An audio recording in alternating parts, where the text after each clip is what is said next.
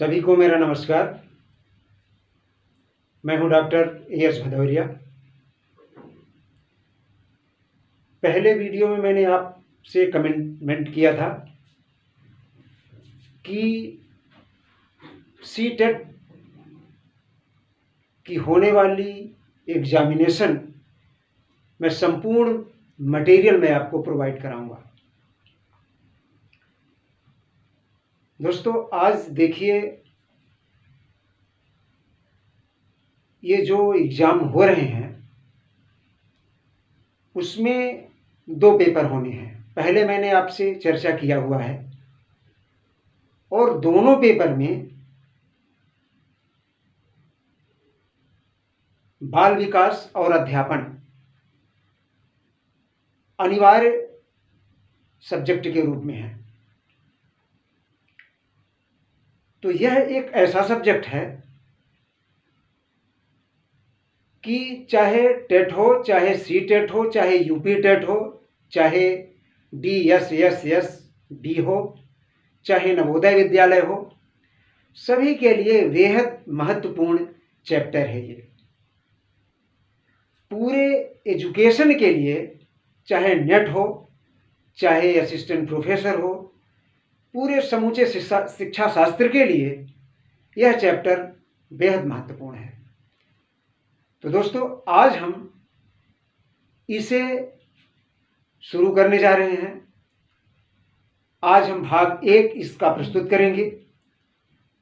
हम आपसे वादा करते हैं कि ऐसा मटेरियल आपको कहीं भी नहीं मिलेगा, पूरे देश में नहीं मिलेगा, पूरी दुनिया में नहीं मिलेगा ऐसा मटेरियल। इतना त्रुटि रहित उत्तर, इतना प्योर, जिसमें पूरी वैधता, पूरी विश्वसनीयता, पूरी व्यापकता और पूरी वस्तुनिष्ठता हो। ये सारे गुण जिसमें कूट कूट के भरे होंगे, ऐसा होगा मेरा पूरा वीडियोस। तो दोस्तों, इसको आपको रेगुलर देखना है। इसको देखने के लिए, रेगुलर देखने के लिए आपको हमारे YouTube चैनल को सब्सक्राइब करना है। तो दोस्तों, आज हम अपना पहला वीडियो इस टॉपिक पर, बाल विकास एवं अध्यापन, इस टॉपिक पर हम अपना भाग 1 प्रस्तुत करने जा रहे हैं। और पुनः हम वादा करते हैं कि ऐसा मटेरियल आपको कहीं भी नहीं मिलेगा। तो आइए, हम इस पर कुछ प्रश्न हैं, बेहद इंपॉर्टेंट प्रश्न, और ऐसे प्रश्न जिसके उत्तर में एक भी गलती आप नहीं पाएंगे। बहुत सारे वीडियोस मैंने देखा, YouTube पर भी मैंने देखा है, लेकिन उसी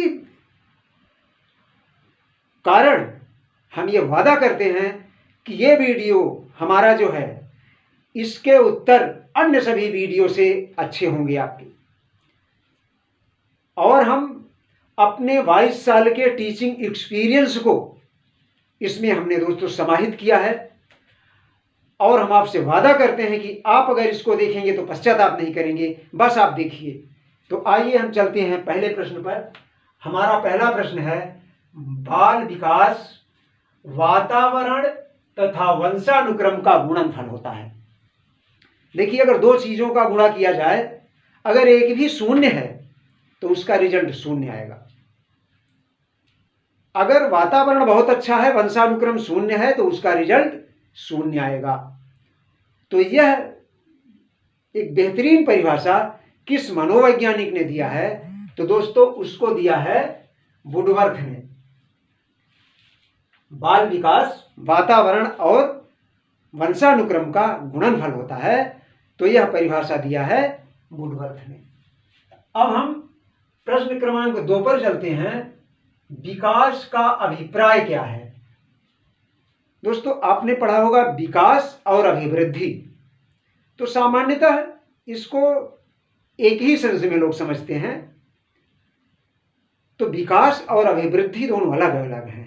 विकास में दोस्तों शारीरिक, मानसिक, भावात्मक और सामाजिक विकास शामिल होता है, लेकिन अभिवृद्धि में ऐसा नहीं होता है।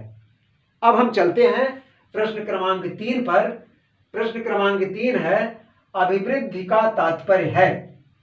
अभिवृद्धि का तात्पर्य क्या है दोस्तों? अभिवृद्धि का तात्पर्य है कि शरीर के आंतरिक और बाह्य अंगों का विकास। अब हम चलते हैं प्रश्न क्रमांक 4 पर। विकास में अभिवृद्धि शामिल है। विकास में अभिवृद्धि शामिल है, कथन पर विचार कीजिए। इस कथन पर विचार क्या करना है? यह कथन सत्य है कि असत्य है? तो दोस्तों यह कथन सत्य है। विकास में अभिवृद्धि शामिल है, परंतु अभिवृद्धि में विकास नहीं शामिल है। अब हम दोस्तों आगे चलते हैं प्रश्न क्रमांक 5 पर। प्रश्न क्रमांक 5 में है, विकास में नई योग्यताएं एवं विशेषताएं जन्म लेती हैं।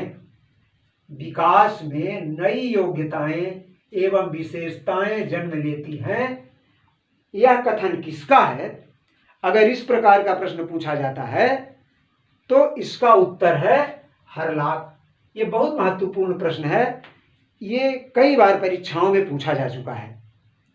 तो इस पॉइंट ऑफ व्यू से इस प्रश्न को आप देख लेंगे। अब अगला प्रश्न है हमारा प्रश्न क्रमांक 6। विकास निरंतर चलने वाली प्रक्रिया है। Development is continuous process. विकास निरंतर चलने वाली प्रक्रिया है। यह कथन विकास के किस सिद्धांत का है? तो दोस्तों यह है, विकास का एक सिद्धांत है निरंतरता का सिद्धांत। तो निरंतरता के सिद्धांत में क्या है कि विकास एक निरंतर प्रक्रिया है जो हमेशा चलती रहती है। तो यह है निरंतरता के सिद्धांत के अंतर्गत आता है। अब हम प्रश्न क्रमांक 7 पर चलते हैं। भावनात्मक विकास। भावनात्मक विकास सर्वाधिक किस अवस्था में होता है? दोस्तों भावनात्मक विकास किस अवस्था में होता है सबसे ज्यादा? तो वो है किशोरावस्था। भावनात्मक विकास की अगर हम बात करते हैं कि सबसे ज्यादा भावनात्मक विकास किसमें होता है, तो उसका आंसर है किशोरावस्था में। प्रश्न क्रमांक 8 है, शैक्षिक दृष्टिकोण से, एजुकेशनल पॉइंट ऑफ व्यू से, शैक्षिक दृष्टिकोण से बाल विकास की कितनी अवस्थाएं होती हैं? तो इसका आंसर है 3। तो बाल विकास के अंतर्गत जो हम पढ़ रहे हैं बाल विकास की अवस्थाएं, तो शैक्षिक दृष्टिकोण से 3 अवस्थाएं होती हैं। वो हैं, मुख्य रूप से 3 होती हैं, शैशवावस्था, बाल्यावस्था और किशोरावस्था। अब हम अगले प्रश्न पर चलते हैं, प्रश्न क्रमांक 9 पर। सामूहिकता की भावना का विकास। सामूहिकता की भावना का विकास बच्चे समूहों में सबसे ज्यादा पसंद करते हैं। सबसे ज्यादा समूह में बच्चे किस उम्र में पसंद करते हैं? समूह में रहना, वो समूह में बहुत पसंद करते हैं। तो इस संप्रत्यय का विकास, इस मन स्थिति का विकास किस अवस्था में होता है? इस साइकोलॉजी का विकास किस अवस्था में होता है? तो दोस्तों वो है बाल्यावस्था में। बाल्यावस्था में बच्चे ज़्यादा समूहों में रहना पसंद करते हैं। तो अगर इस तरह का प्रश्न आता है, सामूहिकता की भावना का विकास किस अवस्था में सर्वाधिक होता है? तो वो है बाल्यावस्था में। अगला प्रश्न है प्रश्न क्रमांक 10।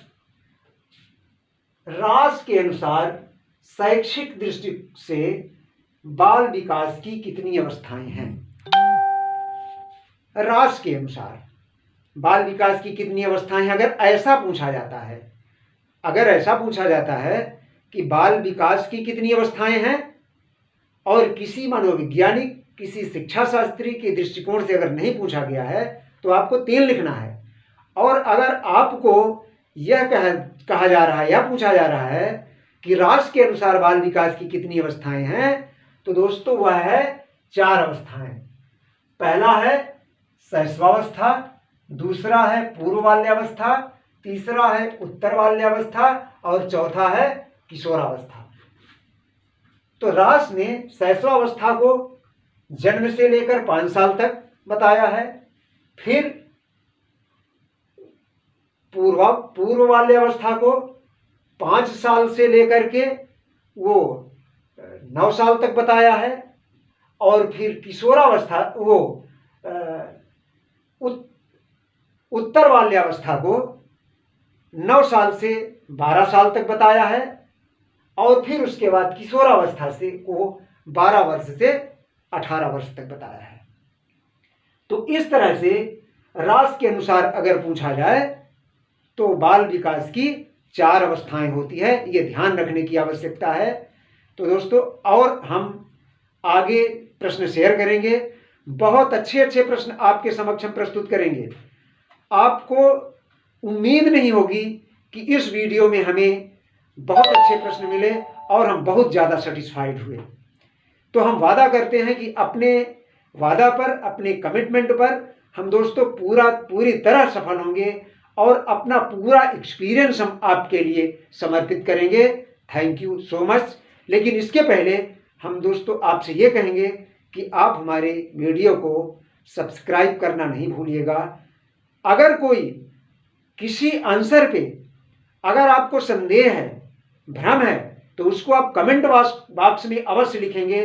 आंख बंद करके किसी के दूसरे के उत्तर को नहीं मान लेंगे। धन्यवाद।